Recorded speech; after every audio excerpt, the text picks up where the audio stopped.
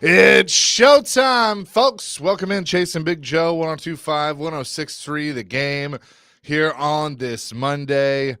He's the final boss, Big Joe Dubin. I'm Chase McCabe, Dr. Crane, Nick Frazier on the ones and twos. What's up, JoJo? Oh, man, we're ready to roll for another week and get it started. Happy to have our Dr. Crane back in house. He survived Vegas. Barely. We have a bolo out for some jackasses who took advantage of your credit card, right? I mean, you got to be vigilant and check it out all the time. You just couldn't find it? No, I had it. It just got skimmed. Like they skimmed it. There were some charges on it that were not mine. What was the sorry about that? What was the first oh my God? Well, when I purchased some rugby gear that I'm wearing today, the hat, and then I was like, oh, wait a minute, let's just double check, make sure I got enough in the account so I can buy some food for today and tomorrow. I'm like, wait a minute, there's some purchases right. This is not right. I didn't pay $100 for this. Look down, I didn't do this. So then I called my bank. They're like, hey, yeah, this is fraud. We'll get you a new card soon. I was like, okay, well, I guess I'm gonna have to rely on other people to purchase things for me. So we got you, Brett.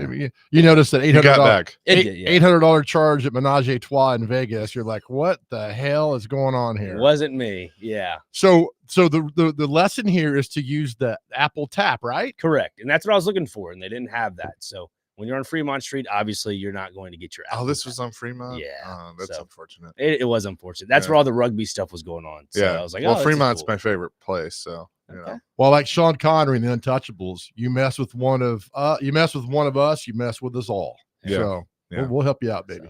Joe, I had a fun weekend in Vegas, so glad we could do that. Did you? I mean, what? Hey, sorry. Just kidding. I will say, like, the flights there and back were quite turbulent. I'm not a fan. It's a little bumpy sometimes. Yeah, I don't know what that was about, but you're back safe and sound. Did you have fun? Did you get your rugby fix out of the way? Yeah, it was a lot of fun. I will say the event itself was different. They included the Super League, which involves England teams, and involved a women's rugby game that involved Australia and England, because that was the two countries that were there. Good for you. So it was interesting. I think the set list of the games were not in what I would say the right way. I think they should just go all Australian rugby, because that's what everybody is there for, honestly. So, all right. Now, do you play rugby here in town? No, I don't. Why don't you? I'm just not in the best of shape. But you can be. Well, you're built pretty good. You got this. Yes, I could play, but I'd rather not. Okay. I just like to be a good spectator or fan. I love it, man. Well, I'm excited. We got a great show planned today. Brett Kernel join us as he usually does at 10 o'clock. We'll talk about the things going on that happened at the NFL Combine. The trade deadline in the NHL is nearing, and Dr. Crane is going to do like John Cena and turn heel. He's going to turn. All right, you got to talk about it, because I'm telling you, we want to lead off. Saturday night, my entire social media feed was filled with this. It was insane. It was one of the top trending things ever on social media. It's amazing to me that pro wrestling is at this point where something like that happens, and it literally took over. Like ESPN was talking about it. Right. It was on Fox. I mean, it was on all these things. Like, I was texting with Ricky. I'm like, dude, this is everywhere. Like, This is crazy. So for those of you that maybe don't watch the WWE or pro wrestling, you're probably familiar with the two of the individuals involved in this. You are probably familiar with The Rock, Dwayne Johnson, and John Cena. Both have gone into acting and other things. Like if you've never watched wrestling at all, you probably know who The Rock and John Cena are. Yes. Cody Rhodes is the son of the American Dream, Dusty Rhodes. So he is the son of a plumber, as he likes to say. But so they had this event in Toronto called the Elimination Chamber. It was big pay-per-view, and Cena was in a match with 5 other guys. That the winner of that match in this big cage called the Elimination Chamber, whoever wins that match would face Cody Rhodes at WrestleMania for the title. Cena wins the match. One of the sub storylines was The Rock had come out a few weeks ago and said that he wants Cody Rhodes to be his champion, to align himself with him, basically sell him his soul, but he will have everything he's ever desired, that, big hotel rooms and cars and whatever he wants, that he would be The Rock's champion, but he has to basically sell out. And so he was to give his answer to The Rock Saturday night. So the match happens, Cena wins. It's like, we know the main event now is going to be Cena and Rhodes.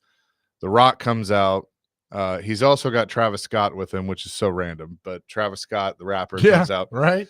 and The Rock's like, "It's time, for you to give me your answer. I can open so many doors for you."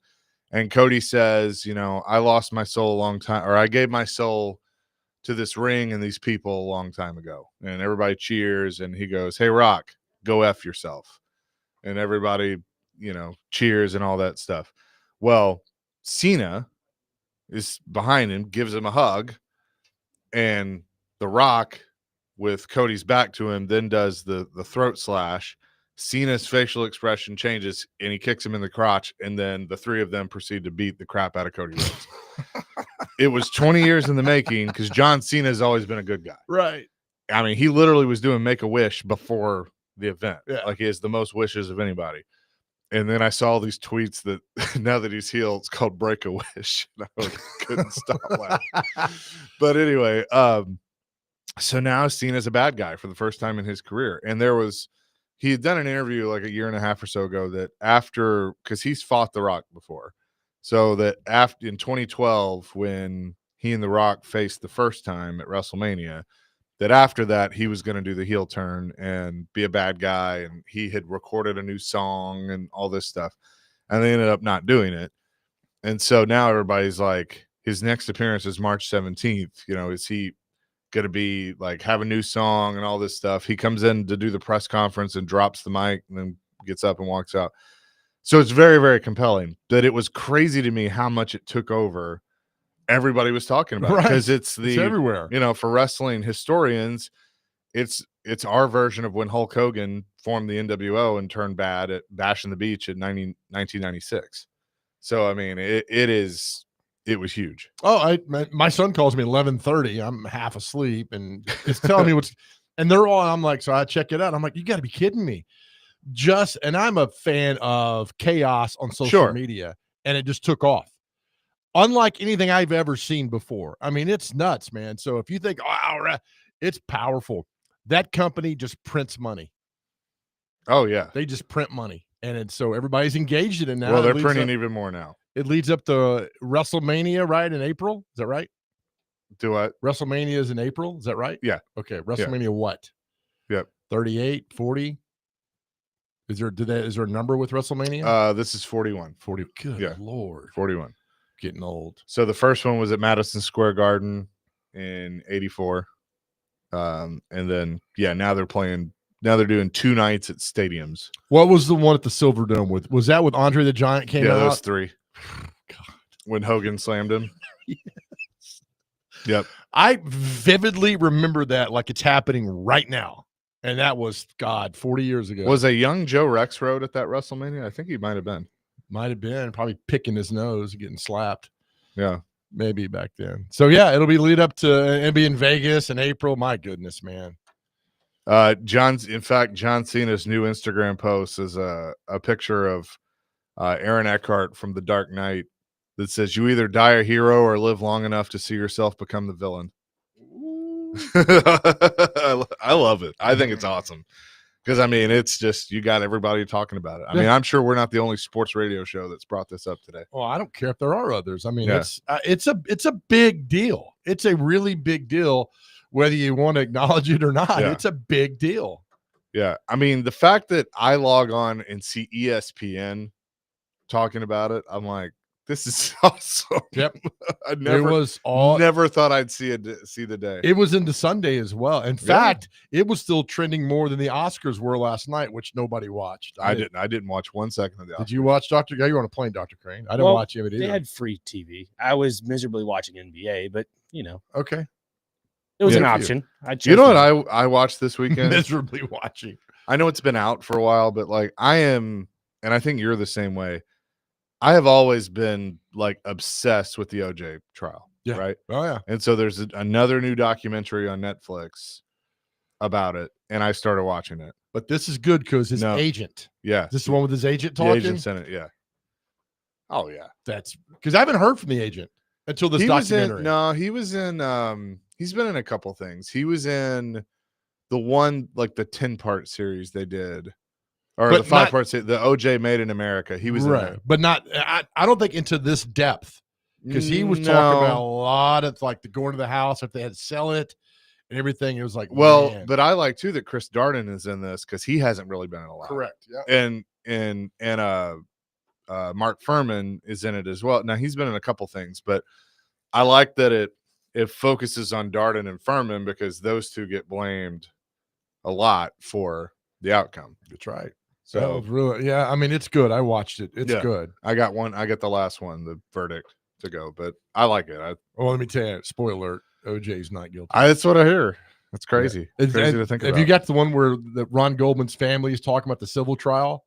No, I think that's the one I'm about to get to. And basically all they said is like, it's not about the money. We just want to hear the words, "You're guilty." Yeah. And that's what they wanted to hear in that. Which I'm glad that that's what they say, because there was a time where I was kind of like, what are they after here? Yeah, they just wanted to hear guilt. I mean, they wanted him to suffer and be broke. I get all that. I told you I had a friend of mine who was out for a wedding in Scottsdale, Arizona years ago, and he needed a tie. He turned around, and it was Ron Goldman's dad who managed a Dillard's men's store in Scottsdale, Arizona. I'm like, what did you say to him? He's like, sorry for your loss. It was like 10 years after it happened. I mean, what do you say to him? So right. We can't get enough of that stuff that goes on. It's just interesting. It is, buddy. To watch the whole thing. All right, you ready for the question of the day? I've been ready. All right, so it's announced which the Titans are going to bring about 4 or 5 guys to town. Abdul Carter, Travis Hunter, Shedeur Sanders, according to Adam Schefter this morning. They're bringing them for their visits. And this is where we need our great audience participation today. You have been hired, I'm talking to you right now, have been hired by the Titans to take these recruits to one place in Middle Tennessee, whether it's eating, visiting, having a beer. Where would you take somebody coming to town to show them Nashville? You only get one place to take these recruits and on their visit and show them Nashville. Where are you going? I should just stick with what I know. I'll just take them to Loveless. Okay. I mean, that's easy for me, even though it's kind of a different thing now. Okay. But there you go, Loveless. You're welcome. You get that. All right, 615-737-1025. Where are you taking them? You get one place to go. Where would you take them to eat, drink, hang out, whatever? I'm taking you on a nice spring day to the rooftop at Tootsie's. That's where I'm taking them, because I'm telling you, that view and what you see up there, it's special. It's a special spot. But you could take them to Arnold's. You could take them to Golden Corral, wherever. Yeah. Wherever you want to take. Someplace secretive is kind of cool as well that nobody knows about. Anywhere in Middle Tennessee, Nashville if you want, but anywhere in Middle Tennessee, where are you taking them? 615-737-1025. It's our phone and text line driven by WilsonCountyHonda.com. We'll get to some of those answers. Like I said, Brett Kern going to join us at the top of the hour. And also there's an interesting article by Albert Breer inside the Titans evaluation process for the NFL draft's #1 overall pick. That coming off the combine. We'll talk some about that as well. But we welcome your calls and texts at 615-737-1025. Our phone and text line driven by WilsonCountyHonda.com. It's Chasing Big Joe on a Monday. 1025, 1063 The Game.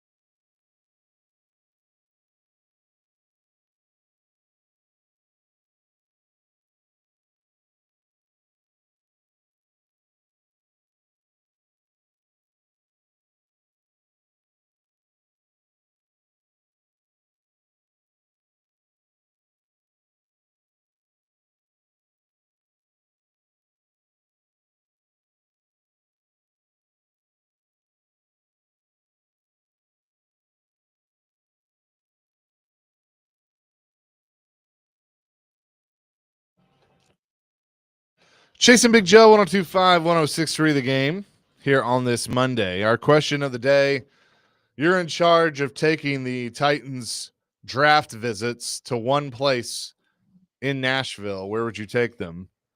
615-737-1025. Herb from McEwen, I'm taking them to Philly so they know what a winner looks like. Herb. Andrew Herb. and Franklin, I'm taking them to the Adventure Science Center. Okay, and why? I don't know. That's all they say. By the way, the planetarium over there is undervalued, I think, because back in the day, KDF used to have like lights and everybody get stoned and go over there and watch the Pink Floyd laser show. Oh, yeah. Like in the mid-90s. How about this one? Thomas in Nashville. Thomas on a car phone, as he says. I would take them to the late night breakfast at Monell's for midnight to 3 a.m., which also happens to be BYOB at that time. Thanks, guys. Oh, is it really? I guess. Still? I don't know. Oh, my goodness. Let's see. 4122 says Bourbon Street Blues Boogie Bar.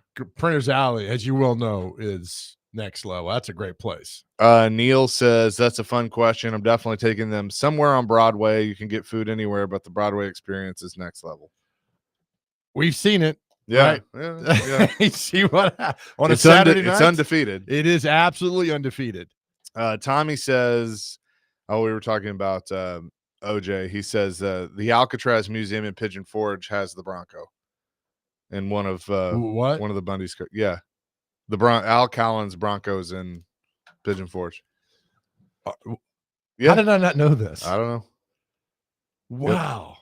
Are we sure though? Yeah. No. I've actually like read up on that. It is the Bronco. All right, and I'll tell you why. My consternation: the jacket from Terminator, where he wore the first Terminator. I saw that jacket in like 5 Planet Hollywoods. So I believe you. Our texture, I believe you. I gotta double check. But people have to remember there were 2 Broncos. OJ had one that's where they found the blood. Here we go. And Al Cowlings had one that was actually in the car chase. So that was not OJ's Bronco? No. In the car chase? No. He had gotten one for Al Cowlings. Okay. Now I'm totally I remember confused. that in Made in America, OJ Made in America. They talk about that. Because the police had already seized OJ's. Okay. All right. Wow. So, yeah.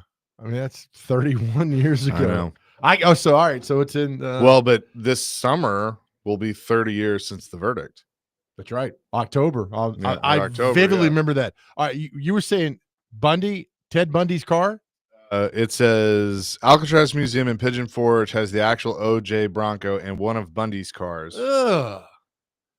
Now I'm eerily fascinated by this place. Road trip? Let's go. Don't use your credit card though, Dr. Crane. We got you covered. No, cash. Oh, straight cash. I don't want to see Ted Bundy's car. I mean, I kind of do. Yeah, that's me talking myself out of it, but into it. I don't want to do that. When are we going? Yeah, that's the whole thing. I want to see one of Bonnie and Clyde's cars. There's only one, right? Yeah, the one they shot up. The Where's one that shot to hell. Now, where's that? I don't know.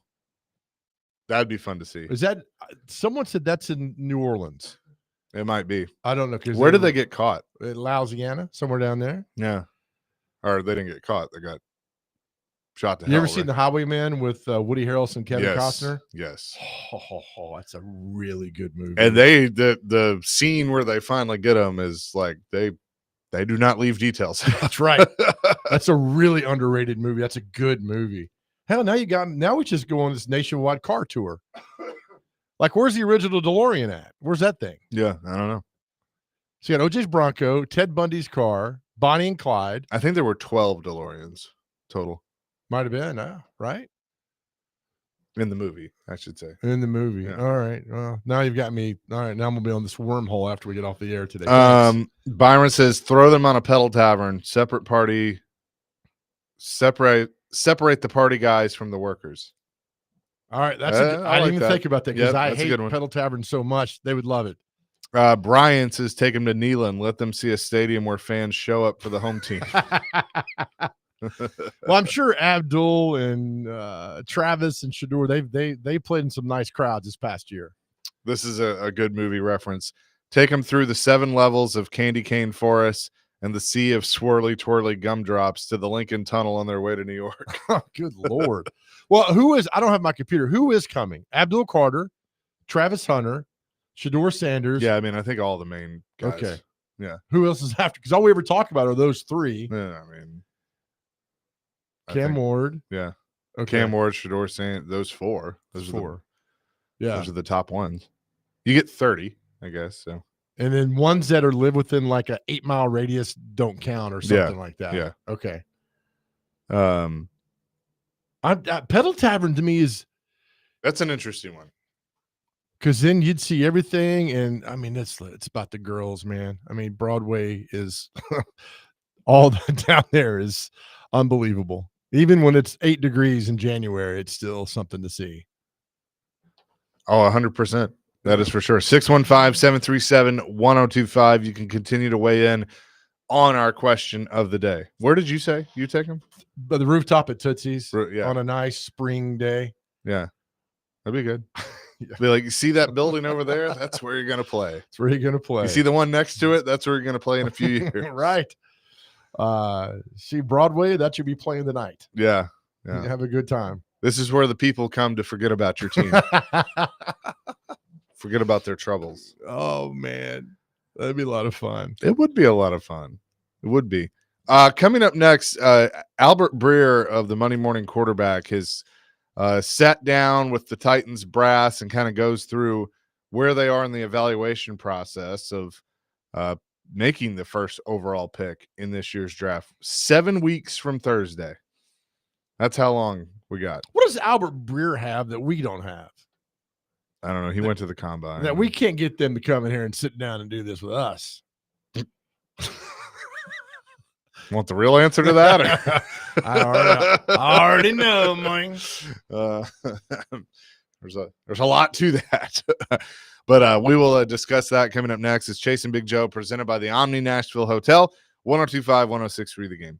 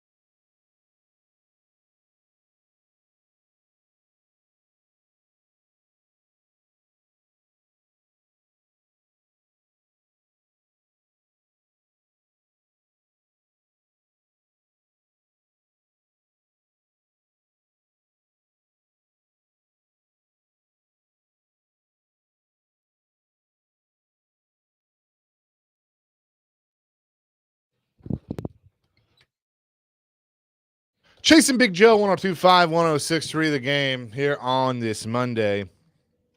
So Albert Breer has done a breakdown of where the Titans are with their draft process. Really well done, in-depth article. You can find it at MMQB, the SI.com. As the combine still going on, but he obviously had some of these conversations and where the Titans are, talking to these guys, when they're going to be here, all that stuff. So the visits are, I guess Hunter's the only one not visiting this week. He'll be later because it's pro days later. Okay. So, but they'll get visits with all of them. So does that mean Shedeur Sanders isn't coming either? No, he's on this. I guess they're doing something separate. Okay. I don't know. All right. But and then deciding, they've taken phone calls and everything. I feel like next week we're gonna have a better idea of what they're gonna do with the pick because free agency is next week. Isn't that crazy? Lord. So if they sign a quarterback, I don't think it's a foregone conclusion that they're not going to draft a quarterback, but my guess is they may not draft one number one overall. But, right. If they go sign Sam Darnold, then my guess is Sam Darnold is the quarterback for the next 3 or 4 years. Should be, if that's what they do. Yeah. Yeah. Now, you want to take a flyer on a Milroe or a Will Howard or one of these guys, later on in the draft, then okay.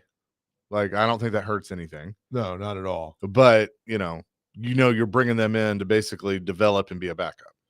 Yeah, and I'm fine with that. I still want Aaron Rodgers. I do. I just call me crazy. I want the circus, want all that, and that. You know what I kind of think happens with him? I think he stays in New York. I think he goes to the Giants. I could see that. I think he stays in New York and goes with the Giants. Yeah, I can see that. And then they go get Devontae Adams and try and do everything that he was doing with New York. Don't do all that. Jets. So real quick, Cam Ward visits Friday, Abdul Carter Thursday, Shedeur Sanders. This is according to Ian Rappaport. Yep. Shedeur Sanders next Monday? Yep. Okay. That sounds right. Travis Hunter visits later. Okay. All right. That makes sense. So Cam Ward comes to Friday, Abdul Carter this Thursday. Yeah. We're gonna get Rick Merritt to stalk out Baptist Sports Park again, like he did for Peyton Manning. Yeah, I think that'd be cool. Yeah, get on over there, Ricky. Yeah, I think we should do that. Yeah, might as well. You can just stand there and be like, "You guys like to bet?" Oh man, we could send who's our other buddy we could send over there. I don't have many friends. Never mind. I can't remember his name, so I can't make the joke. 615-737-1025. I do wonder, what's like. We'll kind of know next week. We'll see what they do free agency wise with other positions other than quarterback, and then it won't answer every question, but it'll give us a better idea. So let me ask: do you really think they stay at number one? No, me neither. No, because my thing is. And I know you can make this argument both ways. There's not a true consensus number one overall pick. And Borgonzi has been in this situation before. He talks about it in this article of 2013 when, he was a holdover from the previous staff and Andy Reid and Dorsey come in and they have the number one overall pick. And, they're really, they ended up taking Eric Fisher, number one overall, but that wasn't a very strong draft. No. And pretty bad draft. So he's talked about, kind of the process they went through there. Callahan talked about, obviously he was a part of the process in New England or in Cincinnati when they took Joe Burrow and how different that was of they knew pretty quickly that okay, right. This is the guy. So I do find it fascinating. Now I asked you this during the break. Is there a guy that comes to mind that there were questions on of a quarterback specifically that there were questions on of, I don't know if he's got it or not. And then he turns out that he has it. Can you make that? Now we watch Patrick Mahomes And everybody was like, he was pretty good at Texas A&M. Oh, yeah. But he was the 10th overall pick. He wasn't number 1 overall. There were a lot of teams that were like, I don't think so. And Andy and his crew saw something. And I'd love to ask Borgonzi this. Andy and his crew saw something in him, and it turned out he's the guy. Mm-hmm. He's the best guy since Brady. So, I mean, I would say he could fall into that category. But, Burrow, to me, is the last sure thing to go number 1 overall and actually be a sure thing. I know they haven't won a Super Bowl yet, but like his time's coming. Like he's just getting better. He's proven himself that he's good number 1. I go to Josh Allen when he came out the Bills because I was like, one. Wyoming? And he was good at Wyoming, but he wouldn't like, holy cow. But his workouts were next level. His rookie year was pretty bad too. Oh, yeah. But I mean, he's a guy that's kind of sprungboard that. But you could go with Brock Purdy for the 49ers. I mean, he's a guy drafted in the 7th round who turned out to be a great starter for the 49ers and is going to be there for a long time. That's just the crapshoot. I just think now if you don't have a solid quarterback at number 1, don't get it. Mm-hmm. But what I would do now, I would do the PR like, oh, my God, we love Cam Ward. And so the Giants, the other teams like, God, maybe we like Cam Ward too. Well, all right, Tennessee, what do you have for Cam Ward? Well, we don't want to part with him, but I mean, we would, looking at you, give us this, and that. And then you gobble up draft choices. You get a bridge quarterback and you wait and get your guy down the road. It's pretty simple. What's going to happen. I think you do it that way. There's so much consternation over these guys. And now Abdul Carter's hurt. So it just goes on and on and on. And it's going to be fun to see what happens in free agency. It's going to be fun to see what happens that day before the draft. Oh, look, the cinema here. I wasn't going to say it. The cinema here is awesome. I mean, that's what this is. It's going to be cinema to watch to see exactly what happens. But I just find it fascinating that it's like this is a draft where, there could be good play. I mean, look, these guys could turn out to be really good. We don't know. I mean, and I think the thing that everybody needs to keep in mind, like what we brought up Friday with Chris Sanders, was how do they respond to this coaching staff? Can this coaching staff coach them to the level they need to be at? Because this coaching staff is coaching for their jobs. Whether anybody wants to truly admit that or not, they are. Because Borgonzi is in a situation like John Robinson was. Robinson inherited Malarkey. They kept Malarkey, and Malarkey was good for that time period. But, in the back of his mind, he wanted his guy, and his guy was Mike Vrabel. Does Borgonzi have a guy out there that's like, I really like to have him? Oh, I'm sure he does. I'm sure he does. Is it's like, okay, I'm going to give Callahan a fair shot and see what he can do. I'm really shocked they kept Callahan. I really am. I just, because of what happened last year, and because I think he showed no growth as a head coach. That's me. Zero growth, zero coaching. I just think the team got worse throughout the year, and I think he couldn't handle it. And so I just think, look, if you get Cam Ward and that's your guy, and you get him up and you get your guy in the second round, and you don't make any moves with that number 1 pick, then you're doomed to go 3-14 again. Because if I'm another team, when Cam Ward or whoever, Shedeur Sanders, whoever, when I play you, I'm sitting the farm after you, and I'm going to make you hurt because you haven't seen this on this level, and you're going to be their guy. So what do you throw them to the Wolves and then go 2-15, 3-14? What have you got? I mean, you got a quarterback. He ain't Peyton Manning. He's not Troy Aikman, who learned after getting the hell beat out of him their first year. There's all these questions, Chases, all these questions, but you just trade out of that thing, gobble up draft choices, and then sign a bridge quarterback. And I think it eases the pressure just a little bit on this football team. But I'm usually 98% incorrect in what I do. So I think they'll take a quarterback number 1 and then suffer the consequences come camp. If the pick's Cam Ward, like, I don't love it, but I won't hate it. I think and you know why? Because I think I've convinced myself that, and that's what scares me. And I think that's been the problem for a lot of us and for the Titans over the past few years. It's like, we don't love what they do, but we convince ourselves that it's the right move, and then it turns out to be the wrong. Like, I didn't love Will Levis. Right. I convinced myself that he'll be good. Right. Exactly. So they got to get this correct. If you draft Cam Ward, because you're and people, I'm not crazy about this, but you're going to that stadium in 3 seasons, 25, 26, the 3rd season, they'll be in the NFL. So you want him to succeed. You want to get in that new stadium. You want that momentum. You saw what happened when they moved to Nissan Stadium in 1999. You want that. I mean, I'd love if they draft him, come here, and I hope you go crazy and successful and move forward. I don't think it's the guy. But that's just me. But you know what's I want to see what you think about this. So Ricky and I were talking about this Saturday. If they do draft Cam Ward, would he go to Warren Moon and ask, "Can I wear number 1?" And my answer to that is no. If I'm Warren, I look at him and I just say, "Go earn it." You're not wearing number 1. No. I'd make him earn it. No. You chart your course with a new number. You're not wearing number 1. I agree. No. And no, I'm going to make $25,000 donation to charity. I'm not doing that. No. Make your way. It's retired. That you have retired number 1. Yeah. Go be number 11. Yeah. That'd be something. Just don't be number 10. Yeah, no. We have retired number 10 and number 8 as quarterback numbers. And what number is Tennessee Titans? And a receiver, what number?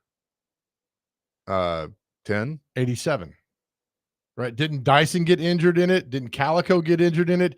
Didn't Mariani shatter his leg in 87? Or was he 83? He was 83. Okay. Yeah. Well, 87 still. Yeah, we can retire. Dyson got injured. Fine. Calico got injured. What was David Gibbons? Was he 87? There's another 80. Yeah, he was. So receiver does not wear 87 anymore because you get injured. Yeah.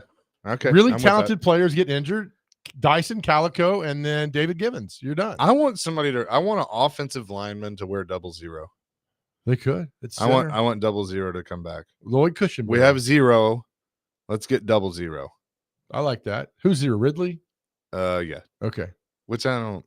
He should have like 8 zeros because that's how much money he's making while he's here. 615-737-1025. If you want to weigh in on this, the Titans draft talk, broadcasting from the Busy Bee Plumbing, Heating, and Air Conditioning Game Nashville studios, home of the $99 yearly Beehive membership with a buzz. Is always about great service.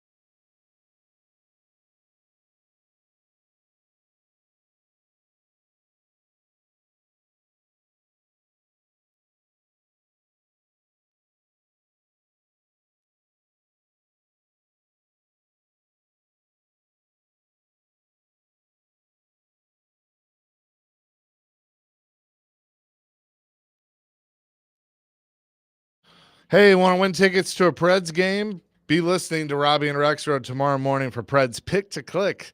All you have to do is guess a Preds goal scorer, and if they put the puck in the back of the net, you win. It's that simple. Just listen tomorrow for your cue to call on Robbie and Rexroad. Chasing Big Joe, 102.5, 106.3 The Game. All right, so real quick, 5 years ago today was the devastating tornado that came through Middle Tennessee. If you've moved to the area after that, it was one of the worst days. Chase, you were here. I was working in television I remember. at the time. I was about to bring this up. And it destroyed my son's school at Donaldson Christian. Thank God it hit at 2:00 in the morning. Had that be 2:00 in the afternoon at my son's school, I don't want to think how many injuries would have happened because it flipped over 3 chassis of a portable. One went about 15 miles out to Mount Juliet. One landed on a friend's house behind there, and one landed on the school. So that's a 19,000-pound thing that was flipped up and down. And what happened was our community came together like I've never seen before with food drives and building and picking up debris from West Nashville to Donaldson to Mount Juliet to Lebanon to Cookeville. And people ask why Middle Tennessee is amazing. That's why. We didn't care if you voted for Trump or Biden, if you were black or white, if you were young or old. We didn't care. All we cared about was that you were safe and you were our neighbor.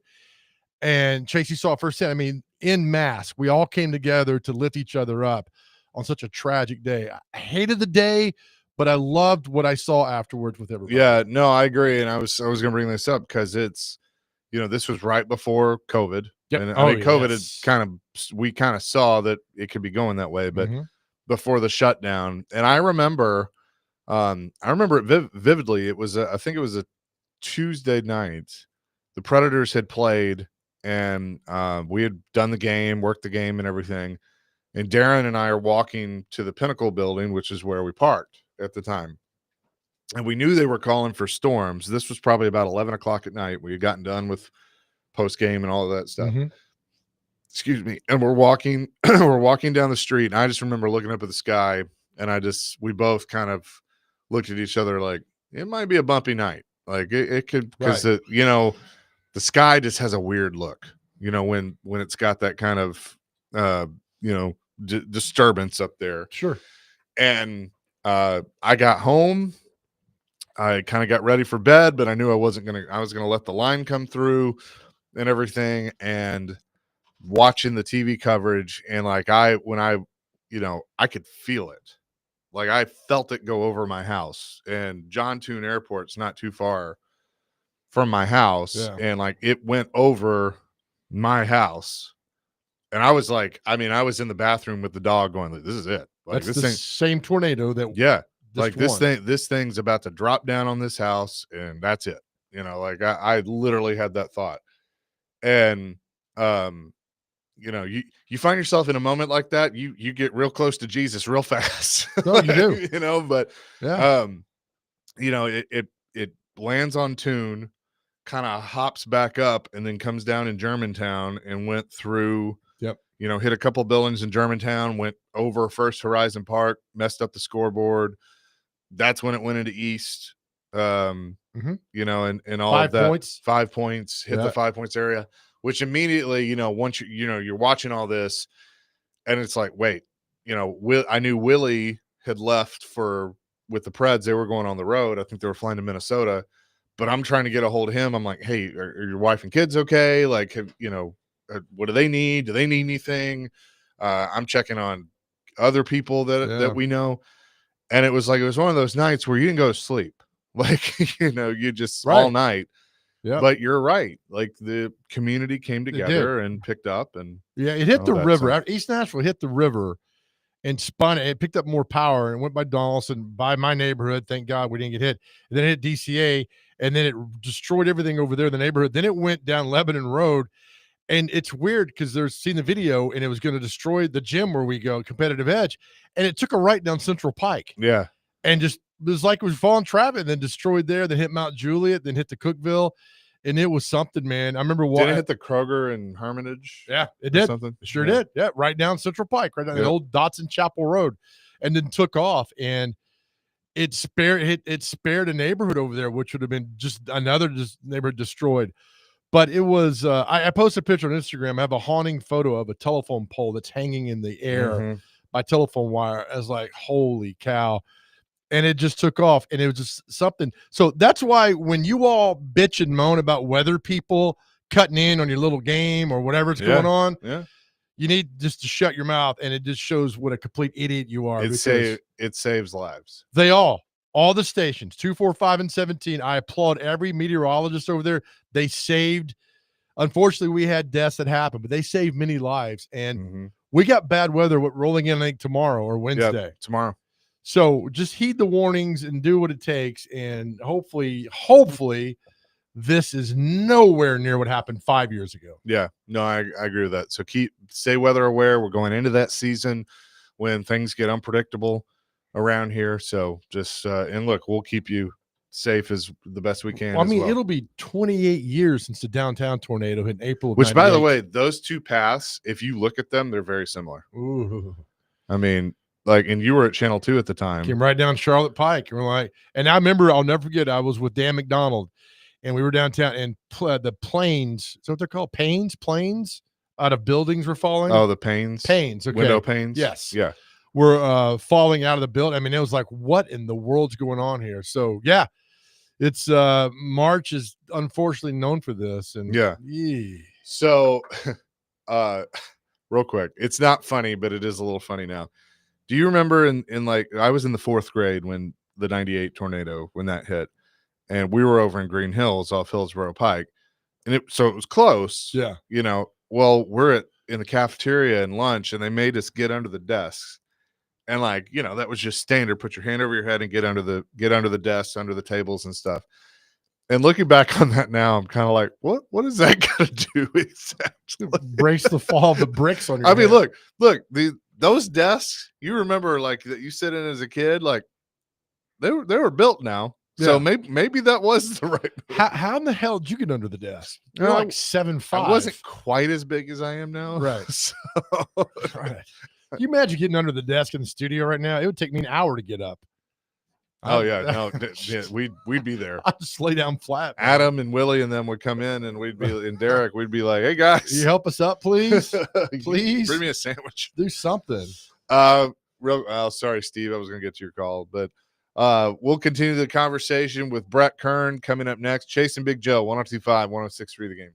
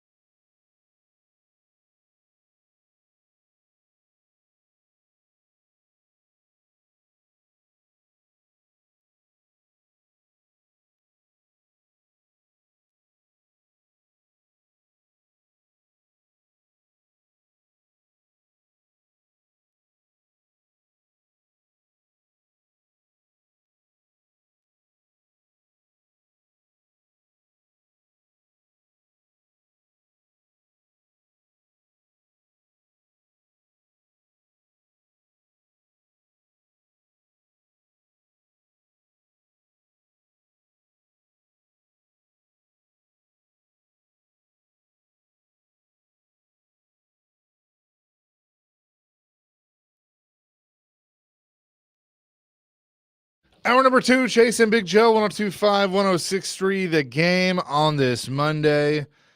Combine pretty much in the books as now the Titans get ready for the in-town visits, pro days. 7 weeks from Thursday will be the NFL draft. We say hello to former Titans punter Brett Kern, who is with us now. Brett, good morning. How are you? Good morning. How y'all doing? We're good. I want to start with something Joe and I just talked about.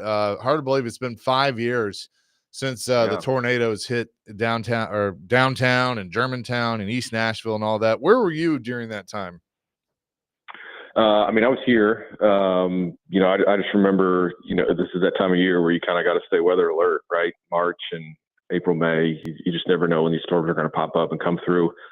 And so my brother-in-law and sister-in-law, they live in East Nashville. And so I just remember having conversation with them because it looked like everything was going to slide north, just north of the city. And so I just remember talking to them, telling them to stay safe, and it was pretty crazy. Right. And so we went down, remember going to Costco.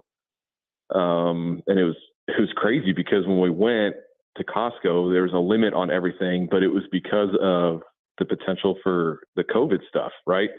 And so the COVID stuff shut down, started relatively close to when the tornado stuff came through. So you were only allowed to purchase so many, items at Costco, right? There's a limit on everything, but I just remember stocking up the truck, heading down to, down by the facility over there and just kind of seeing some of the damage. And, I remember the Titans, we did a cleanup effort, and it was just, to see the damage of a tornado, how you can have one house perfectly fine, and then you go, 20, 30 yards down the street and the house, there's no more house, right? And the power of it, and where they can find a car that was lifted and it's, 10 miles down the street. It's unbelievable. So it's crazy. It's been 5 years, but, Nashville, a lot of people came together to help out those that were in need. Yeah, and it was obviously cool to see everybody come together. But now, 5 years later, switching gears to the Titans and what they're doing. I read a piece. I don't know if you've seen it. Albert Breer did a nice breakdown of kind of where they are and the evaluation process with the number 1 overall pick. The in-person visits, to me, are going to be a really important piece of this process in helping them decide, are one of these guys worthy in their minds of being picked number 1 overall. If this was something that you were a part of, what would you want to find out by having these guys come to the facility? Yeah, I think, you get these guys one-on-one and you have the opportunity to push their buttons a little bit. You can ask questions that might irritate them, that might get them upset, agitated. How do they respond, right? And then you can obviously sit there and watch film together. Like, how would you, if you're seeing this coming to the line, like, what would you call? What do you see? What do you think would be your first, second, third option? Right? You kind of break through and look at what you're watching together, right? And some film together. And so to be able to do that one-on-one and to ask pretty much any question you want to ask, I think that's huge. It's huge for a lot of guys when they come in, however many visits that they get. But for them to be able to bring them in, sit them down one-on-one, ask a bunch of questions, watch film, it's huge. It's a really important part of the process. We're talking to Brett Kern on the Chase and Big Joe show. Brett, we were talking earlier about, the guys come to town. The question for our audience, where do you take them? Show up Nashville, one spot, blah, blah, blah. Tell me about when you came to town. Who picked you up? Did you go to Burger King? Where did you go? How was your first day here in Nashville? Yeah. Well, it started on the golf course in Denver. And then I got back after putting on a par 3 with about 10 missed calls from my agent. Not very happy with me. And then, roughly about 3 hours later, I was on a flight. And of course it got delayed. So I didn't get to Nashville till 12:30, almost 1 o'clock in the morning. And I honestly, I don't even know who picked me up. Couldn't tell you. I'm just glad I got to the hotel. And then at 6 in the morning, I got picked up and went with Takahashi over to St. Thomas to get my physical. And then, 2 hours later, I was on the field for practice. So it was quite the turnaround. Did you have to do the turn the head and cough? I'm sure. I got in. I don't think I got into my hotel till 1:30 ish, Right. and then obviously had to wake up, and I was still kind of on mountain time too. So, I mean, yeah, I'm sure I did it. But that was quite a blur. Yeah. But I'm thankful it happened. Well, with the guys coming to town, I mean, there's a lot of nerves, a lot of unknown. Were you that way? Were you kind of like, all right, it's brand new because the day before you're in Denver, now you're in a city you've never been to. You're in Nashville, trying to extend your career. I got to think there's a lot of like nerves here, right? Yeah, I mean, there was. I was also really tired at the time too, so I think that probably helped in the process. And I think too, like, coming here and Coach Lowry, Coach Fisher, Craig Hentrick was here. Obviously, he was on IR, but to be able to have them and just kind of the demeanor of them, their calm demeanor, like, hey man, like, we just want you to go out there, hit your best punt, be comfortable in what you're doing, it was a lot different than what I was experiencing in Denver. So I think that really helped. And Craig, coming out to practice and, just kind of watching me and helping me out was really, really huge. So it was definitely a lot different experience. And I think just those guys kind of welcoming me, with open arms and just, telling me, hey man, like, we picked you up. We think you're great. Like, we think you can be here for a long time. Just go out there and do your thing. Right. And so that definitely helped, because it's such a whirlwind, right? Like I said, I'm golfing in the morning and then, 24 hours later, I'm practicing with a totally different team. So it's a lot happens fast. So I think them having that kind of attitude and really helping me out helped a bunch. Oh, that's cool. All right. So in 2015, the Titans had the number 2 pick in the draft. This year, they got the number 1 pick in the draft. How much pressure was off in 2015 of this team, Brett, that they did not have the number 1 pick because they didn't have to worry about certain things with the number 1 pick being number 2? Was there a difference, you think, mentally with a team when they're picking second and not first? Well, I think it's probably the same situation that kind of like Cleveland and the Giants are in, right? Like, the Giants don't even have a quarterback on the roster, right? And then who else? Like, will the Raiders go get somebody? With Pete Carroll, will they try to go get Russell Wilson? Like, where's Aaron Rodgers going to go if he goes anywhere? The Jets, they got Tyrod Taylor, Jordan Davis, and Adrian Martinez on the roster, right? So I think you're kind of looking at the same situation. Yeah, the Titans are at 1, but like, you hear rumors that the Browns are going to take a quarterback. Obviously, the Giants need somebody. So like the Giants and Cleveland, it's like, okay, well, who do we leapfrog Cleveland to go get like our guy potentially, right? Or do we think Cleveland's going to take Cam Ward so we can get Shedeur Sanders? Or do you think they're going to take Shedeur, right? It's just I think the same thing kind of happened in 2015, right? I can't remember if like Tampa came out with like, oh, we're getting James Winston. So like we knew, as Titans, we're like, all right, well, we're going to get Mariota, right? So I don't remember it that well if it was that clear cut, but I feel like, if you're going to try to get your guy, right? Like if you're the Giants and you're thinking, hey man, Cam Ward is our guy, right? But we think Cleveland's going to take him, like then you have to leapfrog Cleveland, right? Yes. And I think, I mean, I don't know. I don't know what you guys think, but I feel like the Giants are probably in a little bit more of a QB needy position than the Titans. I know some people might think that's crazy. Some might not agree with that, but like I said, they don't even have a quarterback on the roster, right? You could run it back with Will Levis, right? There's guys out there. If you bolster your offensive line, right? I wrote down some guys. I think they need some veteran guys to come in, right? There's Cam Robinson, Ronnie Staley, Morgan Moses, Brandon Sheriff. All those guys have played some meaningful snaps in the NFL, right? There's a guy from the Ravens, right? Patrick McCarry.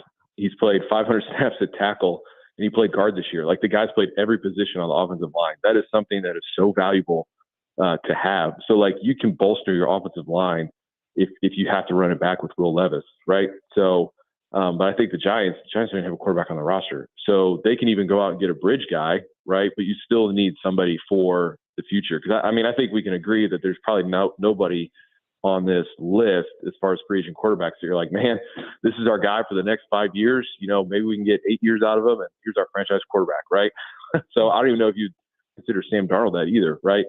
So I'd be really curious, the Titans kind of obviously holding the number 1 pick. Like it really comes down to what the Giants and Browns want to do. Yeah. And that's the thing. Like Chase had a good point earlier, if the Giants sign Aaron Rodgers, move up to 1, take Cam Ward. If I'm the Titans, I'm like, you need what we have. And I'm taking everything from the Giants that you could get, because look, they're in New York. If you get Rodgers, you get Cam Ward to sit for a year or two.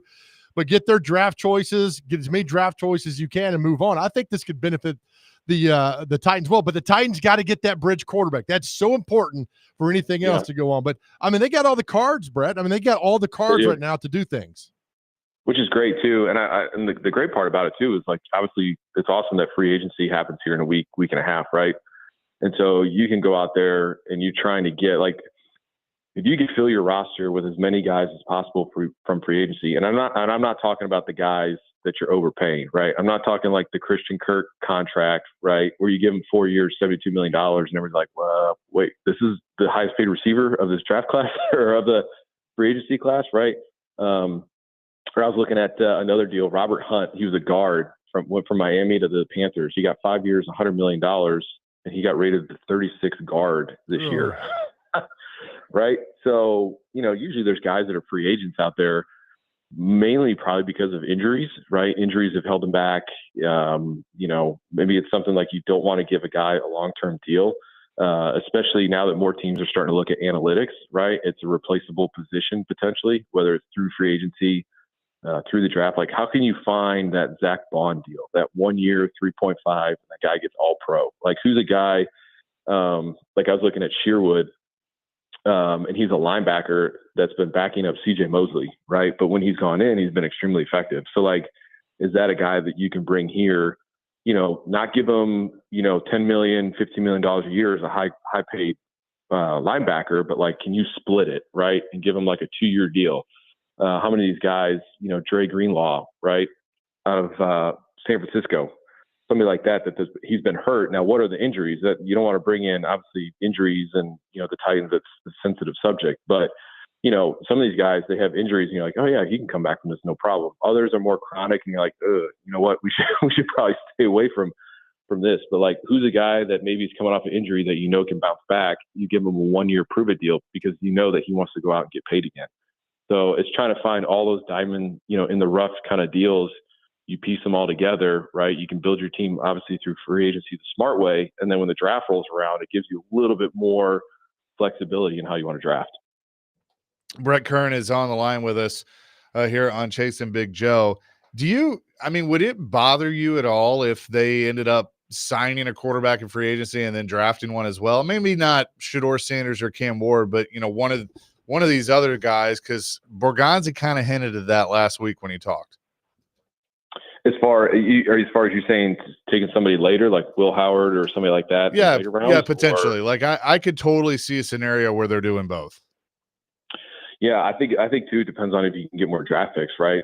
And it depends on how you're feeling through free agency. Obviously, if you get another quarterback in here through free agency, I feel like they'll probably draft a quarterback anyways. Just through the draft, because I feel like most teams do that, whether it's 4th round, 5th round, 6th round. Maybe they like somebody that they could take, earlier. I don't know, but if they can get some more picks, which would allow them to do that, I think that'd be awesome. Yeah, no doubt about it. Brett, always appreciate the time. We will talk next week as free agency gets ready to open. Going to be crazy. Oh yeah, sounds good. Yep, absolutely. Brett Kern, former Titans punter, joining us on the program as he does every Monday. He's so good. All right, let's revisit our question of the day. Titans got prospects coming to town. You are tasked. We're taking them somewhere in Nashville that's unique. Where would you take them? One spot in Nashville or Middle Tennessee that you would take an Abdul Carter or a Shedeur Sanders or a Travis Hunter or a Cam Ward or a Chase McCabe. Where are you taking them? One spot in town, 615-737-1025. The best one gets an attaboy from Chase McCabe. 615-737-1025. Our phone and text line driven by WilsonCountyHonda.com. It's Chasing Big Joe, presented by the Omni Nashville Hotel, 1025-1063 The Game.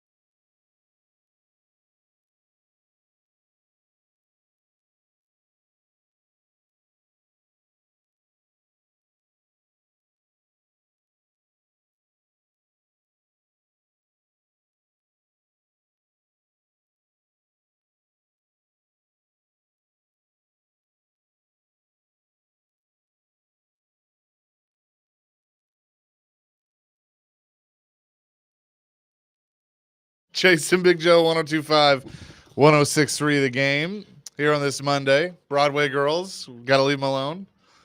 Who sings this? Lil Durk and Morgan Wallen. Little who? Dirk. Yeah. Dirk or Dirt? Dirk. Oh, with a K. Yeah. Okay. Oh, Your favorite. Little Dirt would have been funnier, but okay. Lil Durk. I'm not familiar with Little Dirk's music and Mr. Wallen. Well, Lil Dirt, Joe Dirte. now you know Joe Dirte. That's good from Joe Dirt. By the way, that just reminded me, David Spade. What did you think of SNL this week? Yeah, I thought the monologue was terrible, but I thought some of the skits, The beer commercial, were outstanding. the couple beers thing was pretty funny. Yes, it was good. It was those are good. They do well there. But it was okay. I mean, I think those are some of the best things. But Shane Gillis was the guest host. who looks just like Joe Rexrode, by the way. If you ever look at it, they look just exactly alike. I don't see it. No, No. almost send you a picture. They look just alike. Look at Shane Gillis from like a year or so ago, and look at Rexrode. They look exactly alike. I'm telling you.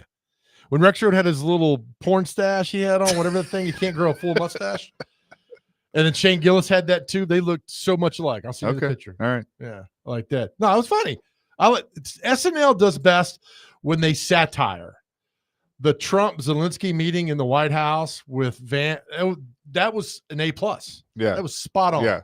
Some of the skits were good. Yeah. Because when they make fun of everybody, that's when SNL is the best. I think we just lose sight of how hard it is to do a funny monologue nowadays. I mean, like you look at the late night guys, they're not funny anymore. But like Carson and Letterman and Leno, like they used to be great with some of the monologues. They were. I mean, Carson especially. When I found out that Johnny Carson had 12 writers, I was like, what? Because you always think that he has those, and you realize, yeah, like Steve Martin, Jimmy Walker, Yeah. were all writers for Carson back in the day. And Letterman's had some funny ones too. But Carson used to write for Letterman. other way around. No. When Carson, When he retired, yes. yeah, But Letterman write for Carson. Yeah. One of my favorite Letterman skits is he told a joke, it didn't go well, and he went back to his dressing room and he called Carson. And they had like a split screen. He's like, Johnny, that joke didn't work. And Johnny's like, hold on a second. He faxed him another script, Yeah. and he went on the air and read that. So that was funny, but yeah, it's tough. It's the being funny. It's not, personal comedy. I mean, funny. the thing that was so funny about Letterman is like the first show he did on CBS that, he's basically joking that, well, we're basically bringing our same show from NBC, but we can't call them the same things because NBC will sue us. Right. And he's setting up like the top 10 or something like that. And Brokaw walks out. Right. Brokaw's like, hey, this is our property. Like, Takes it from him? takes it Yes. back. Oh, that was great. And like Larry Bud Melman was on the NBC. Then he went over to CBS. He couldn't take Larry Bud Melman with him anymore. Well, he had to call him something else. Like his real name, like Calvin DeForest. Yeah, Like, or this something. is not funny. Like he would walk out and just be like, oh, there's Larry Bud Melman. Yeah, because they CBS mailbag and all that. Yes. Yeah. But it was the funniest when they were having to be creative of how they're going to call these things without getting sued by NBC. I mean, it was back in the day. I mean, that early Letterman on CBS, the time Farley came in and he came down the aisle and was hugging and picking up people and throwing them around, and he was out of breath. But that was a time we all watched. Now, I can't tell you the last time I haven't watched in a long time. Our question of the day is if you are in charge of driving some of these guys around and taking them to one place, where would you take them? Some of these draft visits. Brian says Old Smoky on 6th Avenue South. They'll need strong booze to offset this horrible team. 0749 says the Grand Ole Opry. Oh yeah. That'd be fun. I didn't even think about that. Neil says, oh, may I add, I'll take them to Opryland, USA. Oh, wait. Oh, damn it, Neil. I know. Right in That's the sad. chest. That's right in the sad. chest, man. Jordan says, this might be lame, but I'm taking them to the Parthenon. It's one of the biggest homages to the city's nickname and also helped influence the football team's name. Also, the scenic park surrounding it is a good place to talk and quick access to Ted Montana's or Fleming's for a quality steak dinner. Have you been in the Parthenon? Yeah. Once? A couple times. Okay. Dr. Crane, have you been in the Parthenon? Yes, sir. Okay, good. I've been in one time. Lived here my whole life. And when I went in, I was like, "Are you kidding me? This is beautiful." Are you ready for me to do my thing I do where I give you some history of me, Yeah. my family? Oh, here we go.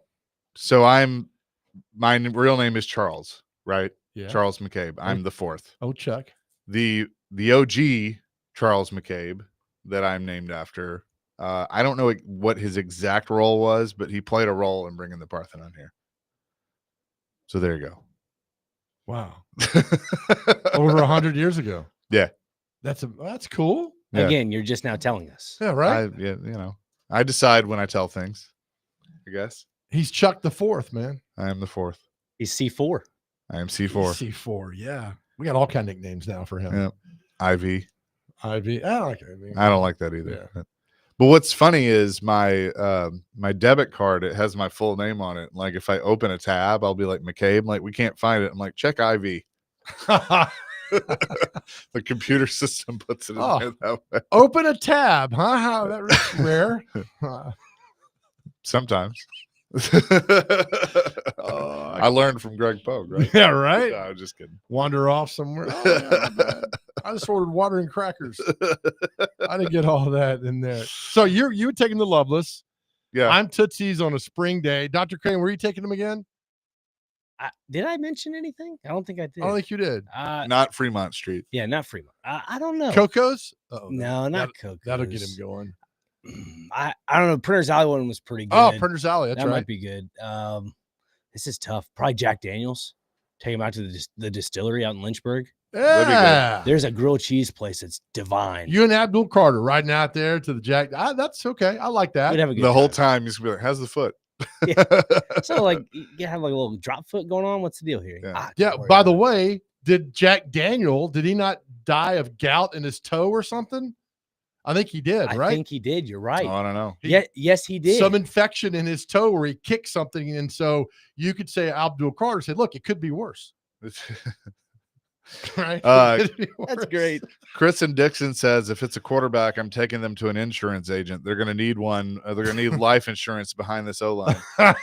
Right? They'll need that. Thank you, Chris. We'll continue this and much more. 615-737-1025, including the Predators, as they dropped 2 over the weekend. They've already made a trade.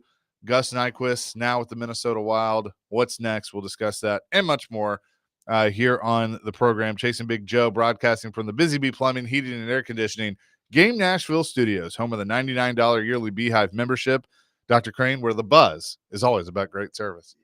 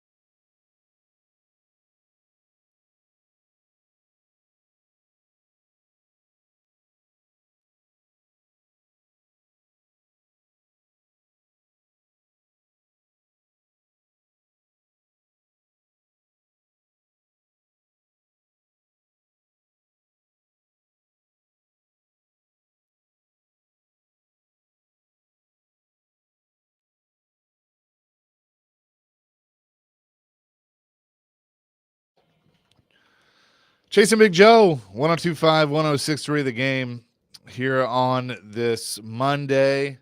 NHL trading deadline is Friday. The Predators went 0 for 2 this weekend in New York. First Saturday against the Islanders, and then last night against the Rangers. Will you add some context in going 0 for 2? I mean, it was really bad. Oh, I was about to finish my thought. So, Okay. yes. Lost 7-4 on Saturday, and then 4-0 last night against the Rangers. So got shut out once again by the Rangers and lost 7-4 against the Islanders on Saturday. Which game was Saros in? Saturday. The 7-4 loss? Yeah. Ouch. And then Big Juice got shut out. But look, guys, at this point, I mean, you can nitpick all you want. That's fine. I mean, if that's going to make you feel better to be like, this guy played like crap, or this guy played, the team sucks. It's just kind of where you're at. I'm not sugarcoating anything. Yeah. I mean, look, they're not a good team. So that's why they're selling off. Sorry. That's what happens this time of year. They made the trade. They kept Gus Nyquist out Saturday for trade-related reasons. And then during the game, it was announced that Gus Nyquist was traded to Minnesota for a 2026 second-round pick. The Predators will retain half of Nyquist's salary, which is for the rest of the year, and then get a 2026 second-round pick. The fact that Barry Trotz was able to get a second-rounder for Gus Nyquist after the year he's had, kudos to Barry Trotz. How long was Nyquist a Predator? I mean, basically almost 2 years. He was on a 2-year deal. Isn't Minnesota coming here soon? They might be. Did you get the video? Yeah, probably. All right. Yeah, they'll be fine. What if the video said of him and his bad plays and says, thanks for nothing? What if it's Cody Rhodes from the other night and it say, hey, God. No, I'm just kidding. It'll be a good video. And so that begins. So what's next? Who's next? I guess is what we should Do you say. think there's a next? Oh, yeah. I think so. Okay. I think Mike McCarron. We just had him on the show. I know, and we like Mike, but come on, man. I mean, here's the thing. Like, I hate it because I like Michael McCarron. Yeah. Unfortunately, and this is not a knock at him, you can find a lot of Michael McCarrons, a lot of guys that'll play his type of game. And so if you can get some sort of draft pick for him, then you do it. That is a knock at him. No, it's not. It's like when somebody says, "Hey, no offense." Yeah, well, and you're like, with all due respect, and I can say whatever I want. Right. Oh man, it's his birthday. His birthday might be the trade deadline. I think it is. It's 7th. It is. Yeah. Hey, birthday, Michael. Enjoy the Florida Happy birthday! Panthers. You're gonna go possibly win a Stanley Cup. Seth Jones got traded to the Florida Panthers over the weekend. Did he? Yep. We just talked about him when we were in Chicago. Like, yep. I thought the Preds somehow, some way need to go back out and get him. Bring him back home. He's with Florida now. I'd like to be at the Panthers too. Go to the beach every day. But I mean, I think that McCarron is one to watch. Novak is one to watch, even though I don't think you'd get much for him. Sissons is one to watch. Cole Smith. From a defense, I mean, I don't think they can afford to trade a defenseman because they don't really have any left. They're all hurt. They drafted defensemen like for years. Yeah. They had defensemen. I mean, Willsby's out for the year. Lazon's out for the year. Yossi, we don't know how long he's out. So how many Shen players could be possible? They could trade Shen. Are left off the 2017 Stanley Cup team? Yossi, Saros was the backup. Forsberg and Sissons. That's it? Yep. Holy cow, man. Is Freddie Gaudreau still in the league? Yeah, he's with Minnesota. He's actually doing well. Why couldn't the Preds keep him? I don't know. Go ask him. No, you're my Preds insider. So stop deflecting everything. I don't know. I got a rugby insider and Dr. Crane. I mean, Freddie's I got done a well. Preds. You're double dip. I got a Preds NASCAR insider in you. Yeah. I got Rick Merritt, who's an insider for a lot of other things. I mean, I'm covered. So when I want to know something about this, I need your answer. Freddie Gaudreau this year, 61 games played, 13 goals, 14 assists for 27 points. Not bad. He's let's see, the last few he's been with Minnesota. This is his 4th year with Minnesota. Okay. I mean, he'll always be the trivia question, right? And answer. Only hat trick in Stanley Cup final history for the Predators. Well, he's also the first goal, right? Did he score the first goal against Pittsburgh? Yeah. Or wait, was he a hat trick? No, he wasn't a hat trick. He scored 3 goals. or maybe But he scored was. the first goal. Yeah, he did. After they took away Sisson's goal, right? Yeah, because of the bogus offsides call. And then later on, Crosby's pounding Subban's head into the ice, and that doesn't Mhm. get called. Okay. Yeah. Peter Laviolette was ready to fight somebody after He was that. hot. They were Yeah. all hot. That's Yeah, right. he should have been. So I mean, this week they're in Boston to wrap up the road trip. So they'll play Boston tomorrow night, and then back here Thursday night against Seattle, and then Saturday night against Chicago the day after the deadline. So I have a feeling this team's going to continue to look different, and then you're going to see a lot of youngsters come in, and we're all going to just ride out the rest of the season together. It's what it is. Let's enjoy the last 23 games roughly, and have Yeah, fun. and look, I think people are going to go. I mean, the crowds have still been good. I mean, I get it. It's disappointing. Everybody had high hopes for this season, but it is what it is. And so, be excited about watching some of the young guys play and seeing what the future looks like. Do you think, and I want you to answer for Barry Trotz, that if he could trade Stamkos, Shea, and Methuselah, he would? Marcia, so Whatever the guy's name is. I'm going to answer for me. I'm not going to put words in his mouth. Okay. But if I was him, I'd say yes. That'd be good. If right? at least one of the three. Yeah. Mm-hmm. Yep. I think so. Won't you work on it? Help out. Well, I'll see what I mean. You'd have to get them. I mean, he talked about it with Jared last week, that Jared asked him, would he go to some of those guys and ask them to waive their trade protection? And he said, yes. Well, be those guys. I just think that is, if I'm an owner, I'm never giving a player trade protection. Sorry, I'm not. Well, I'm not going to sign there. All right, good. Then we won't pay you the last 3 or 4 years of your contract where you're doing nothing for us. Take care. Yeah. But I'm with you, man. You had a good point last week. I'm 4-year max. I am 4-year max. I'll give you a 4-year deal. He's good. Right? Good dude. I love the 4-year-old Max too. We grew up in Pittsburgh. But I'm with you. I am 4 years. You're not getting a 7-8-year deal from me. You're not. You're not getting a 5-year deal. You're getting a 4-year deal. After that 4 years, we'll sit down and discuss what's going on. And if you find greener pastures, take care of yourself. Yeah. They did sign this morning. This is kind of the time of year where some of the prospects that have been playing juniors, they'll start signing their entry-level deals. Forward Joey Willis, who was drafted, I think, in Nashville. So now the Predators and Nashville FC both have a Joe Willis. So there you go. Wow. Okay. There's a BJ Callahan, a Brian Callahan. There's just all sorts of connections here. Yeah. And is B Brian? It is Brian Joseph. Okay, so he's Brian Joseph. That's awesome. We're talking soccer. Why aren't you weighing in? I was clipping something back here. By the way, I saw the New England Revolution came to town. Is that the Revolution? Yeah, that was last week. Yeah. I saw their motorcade when they came to town, the police escort. Next Top notch. level. Really? Oh, yeah. I stayed downtown on the Gulch. That was something. Yep. So are we going to get one when we have to go somewhere? We can. I've made a couple phone calls. Good. Yeah. Looking at you, Hickman County. Come on up. Police department down there. Come and get us over in Centerville. Come get us. Coming up next, we will tell you what day it is and celebrity birthdays. But first, speaking of the Predators, back in town Thursday against the Seattle Kraken, you can win a pair of tickets to see them against the Kraken by calling 615-737-1025. And let's see if you were just paying attention to our conversation. Who scored the first goal in the Stanley Cup final for the Nashville Predators? See if you were paying attention just a few minutes ago. 615-737-1025. First person to get that right, we'll go see the Preds and the Kraken Thursday night at Bridgestone Arena. We'll come back, tell you what day it is here on Chasing Big Joe, 102.5, 106.3 The Game.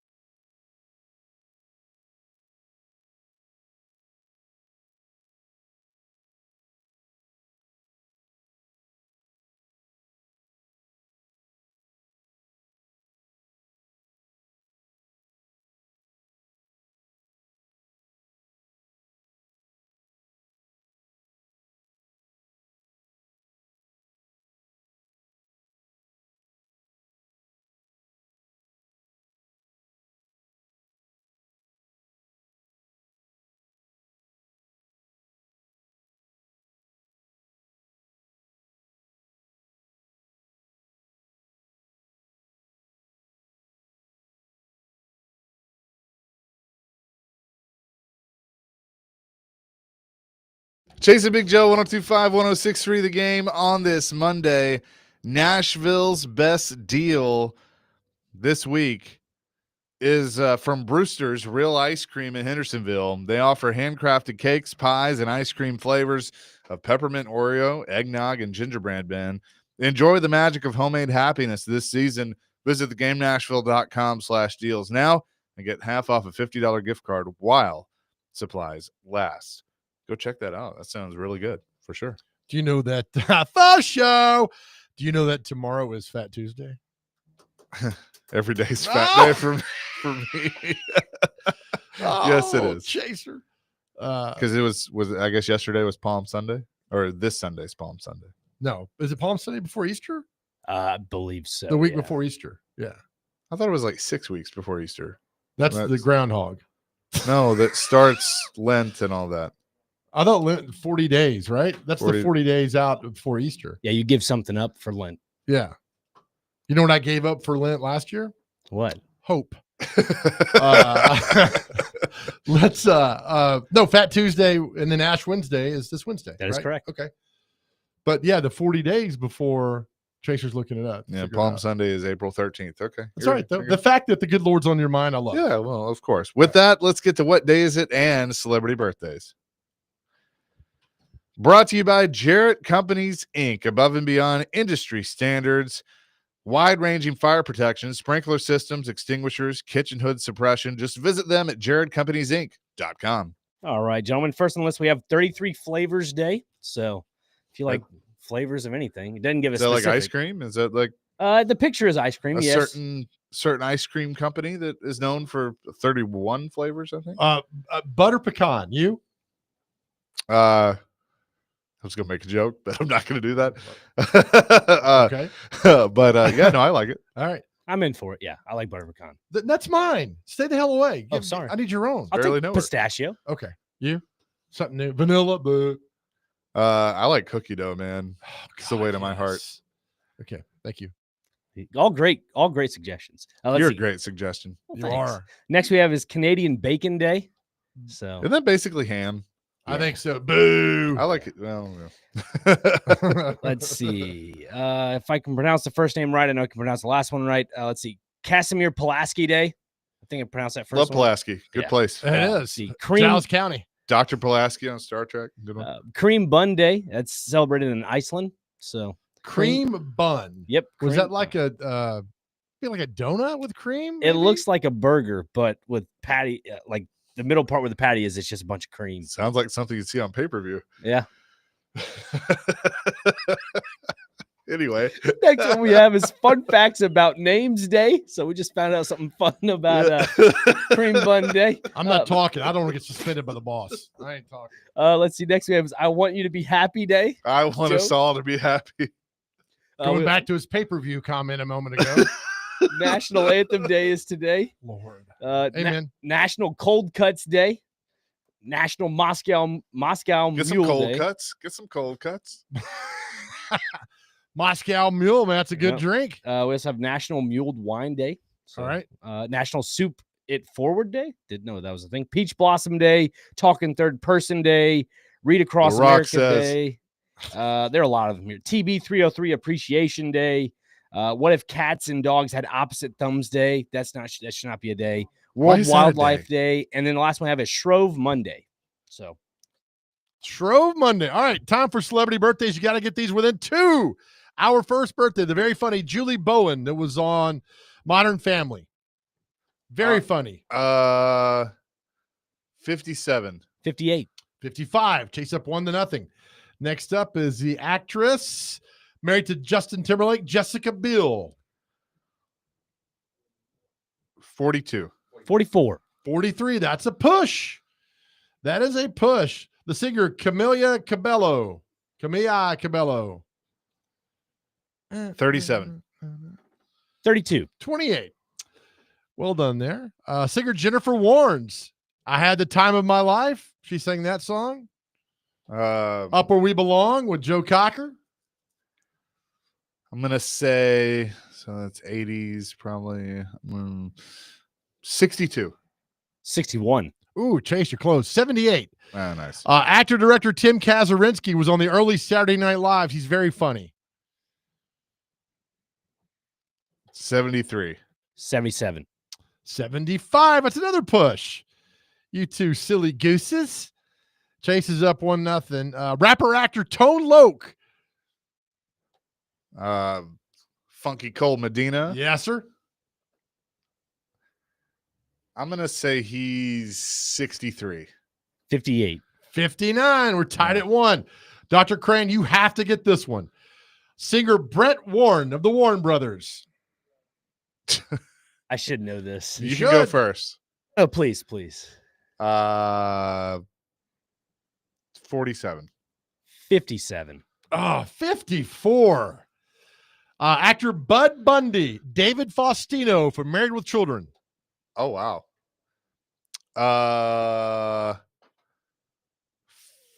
45. 41. He's 51. Is he really? Good Lord. How old is Christina Applegate then? Probably not much older than that. Yeah. Gospel singer, your favorite, Chase, Jason Crabb. Old Krabby. Yep. Jason Crabb, 60. 63. 48. I like when Chase tails off. I don't know, 60. Rapper Lil Flip. Little flip flop. Little flippy flip. How old is Little Flip? 41. 38. 44. Come on, man. You know Lil Flip. All right, 3 birthdays left. It's 1-1. You guys are terrible. The greatest running back of all time in college football, Herschel Walker. How old is Herschel Walker? Herschel. 68. 64. 63. Oh. Dr. Crane's up 2-1. Jackie Joyner Kersey, the great Olympian. How old is she? 63. 60. 62. Oh my God. We're tied at 2. Here comes the last one. Former Notre Dame quarterback, first round draft choice by the Seattle Seahawks, Rick Meyer. How old is Rick Meyer? Remember, Beano Cook said he was the greatest thing ever. Yeah. 2-2. We're tied at 2. 64. 66. 55. And that's all I got. We'll leave it at 2-2. We're gonna end on a tie. That's a push, yeah, because you don't deserve to win, and neither does he. Oh, well, thanks. So right now you're in purgatory until tomorrow. Okay. That's how it goes. Fine. Be that way. I just am. Jerk. That is going to do it for us. DVD coming up next. Hey, it's another Wednesday for our guys out there. You're hitting the week ahead. There might be some obstacles ahead of you. Know that we're praying for you. Know that we're loving on you. If you need to talk to somebody, please, on your cell phone, you can call or text 988. Please reach out, talk to somebody with anything. Nobody's not going to talk to you. So please reach out to somebody. We're all going through something. It's better. We can go through this together. So know that we love you. You got this. Your journeys are beautiful. Don't compare it to anybody else's. It's your journey. It's wonderful. And know that we love you. And more importantly, more than anything else in this world, so does God. Amen to that. Peace, love, rock and roll. DVD coming up next. Adam Vingan. Is he going to sell out like John Cena? We will find out. We will do that. Coming up next, we're back at it at 9 tomorrow here on 102.5, 106.3, The Game.